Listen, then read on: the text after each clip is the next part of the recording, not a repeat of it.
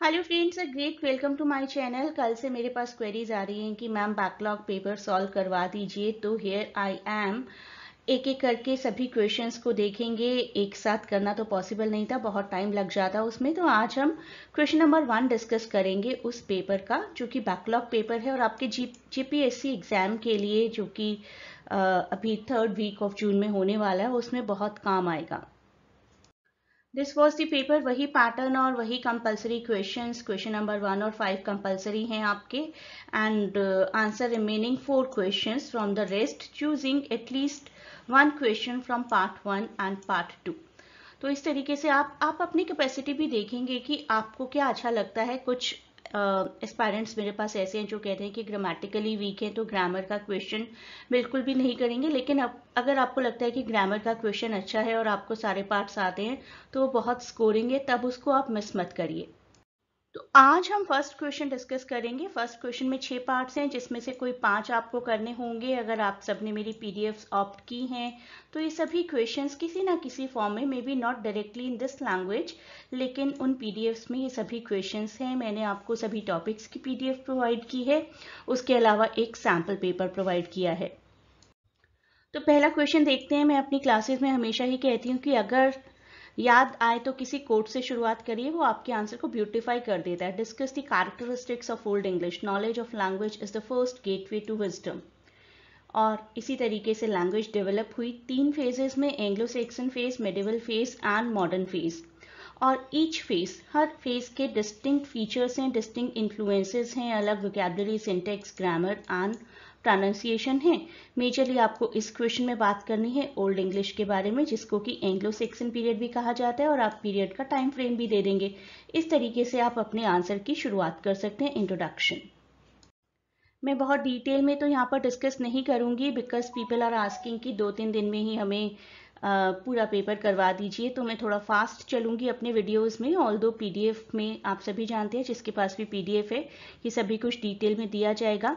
तो characteristics of old English आप किस तरीके से डिफाइन करेंगे, किस तरीके का जर्मैनिक इन्फ्लुएंस है, किस तरीके का इन्फ्लेक्टेड लैंग्वेज है। इन्फ्लेक्शन के बारे में हमने क्लास में बहुत डिटेल में डिस्कस किया है।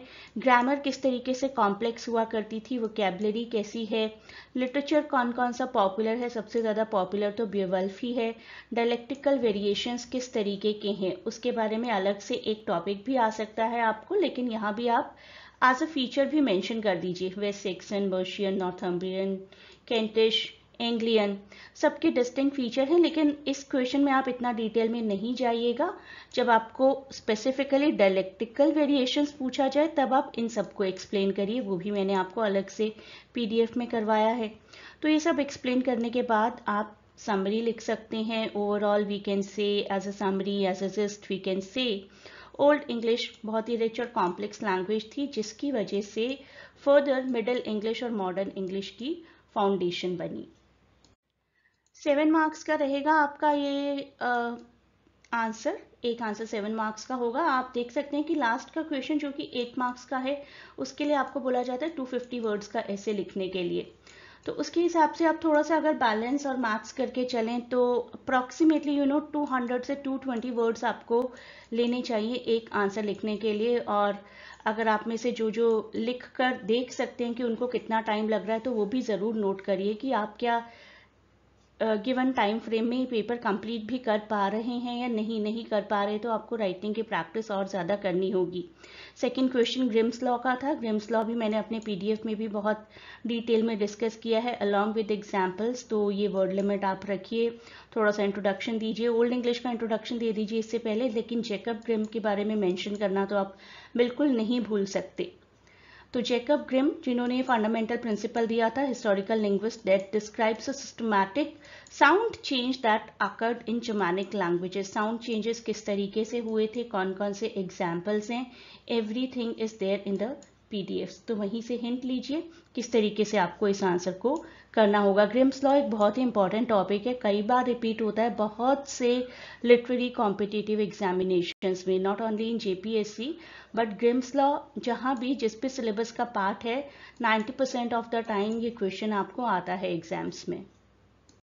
Next question is rise of standard English. तो लैंग्वेज का थोड़ा सा इंट्रोडक्शन दीजिए, स्टैंडर्ड इंग्लिश क्या होता है वो मेंशन करिए। Formal writing, formal education, formal communication में जिस तरीके की लैंग्वेज बोली जाती है दैट इज स्टैंडर्ड इंग्लिश। एक यूनिफॉर्मिटी जब लैंग्वेज में आ जाती है उसको स्टैंडर्ड इंग्लिश बोला जाता है। अभी रिसेंटली ही हमारी क्लासेस में ये टॉपिक कवर हुआ है, तो जिसने क्लासेस अटेंड की थी उसको तो ये जो कुछ भी मैंने लिखा है बहुत आराम से समझ में आ रहा होगा। स्टैंडर्डाइजेशन इंग्लिश में स्पेलिंग और ग्रामर की है। जॉफरी चौसर के बुक का कितना कंट्रीब्यूशन है, और सबसे ज़्यादा कंट्रीब्यूशन तो है प्रिंटिंग प्रेस का। इन सब के बारे में आपको यहाँ पर डिटेल में लिखना होगा। वर्ड लिमिट का ध्यान रखिएगा। एक क्वेश्चन आपको आया है Indo European family of language और उसके डिफरेंट ब्रांचेस के बारे में। तो वेरियस सब ग्रुप्स जो मैंने आपको दिए हैं कवर करने के लिए, वीडियोस में भी हैं मेरे ऑलरेडी, वीडियोस भी हैं। अगर किसी ने पीडीएफ ऑप्ट नहीं किया तो वीडियोस भी थे जिसमें मैंने ये सभी क्वेश्चंस करवाए ही हैं। इसीलिए मैं आज बहुत डिटेल में नहीं जा रही हूँ, बट जस्ट डिस्कशन कर रही हूँ कि अब एग्जाम स्ट्रैटेजी क्या होनी चाहिए। तो आप शुरुआत कीजिए कहीं ना कहीं लैंग्वेज के इंट्रोडक्शन के साथ, और उसके बाद अपने पर्टिकुलर टॉपिक पर स्मूथली मूव करिए। इस तरीके से आप मूव कर सकते हैं, लेकिन डिटेल्स तो आपको इन सब की लर्न करके लिखनी ही पड़ेंगी। Keep it short and simple. ज़्यादा बड़ा बड़ा लिखेंगे अपने आंसर्स और हर लैंग्वेज को बहुत ज़्यादा एक्सप्लेन करेंगे ना तो वर्ड लिमिट क्रॉस हो जाएगी, वो भी नेगेटिव होता है। तो वर्ड लिमिट में रह कर ही लिखने की कोशिश करिए। अपने आप को देखिए कितना टाइम लग रहा है आपको एक आंसर लिखने में, और उस हिसाब से एक रेशियो प्रोपोर्शन बनाइए कि गिवन टाइम लिमिट में, टाइम फ्रेम में आप क्वेश्चन पेपर कंप्लीट कर भी पाएंगे या नहीं। इंडो यूरोपियन वर्बल सिस्टम, फिर से आप इंडो यूरोपियन लैंग्वेज फैमिली का इंट्रोडक्शन तो देंगे ही देंगे। कितने सालों से ये लैंग्वेजेस बोली आ रही हैं, इसकी कितनी ब्रांचेस हैं, थोड़ा सा इंट्रोडक्शन में मेंशन कर दीजिए। उसके बाद कुछ special points, tenses and aspects और वर्ड ऑर्डर एंड स्ट्रक्चर, ये सब कुछ मेंशन कर दीजिए। आपको कहीं ना कहीं मेरे वीडियोस में ये सब कुछ डिटेल में मिल जाएगा, और पीडीएफ्स में तो है ही।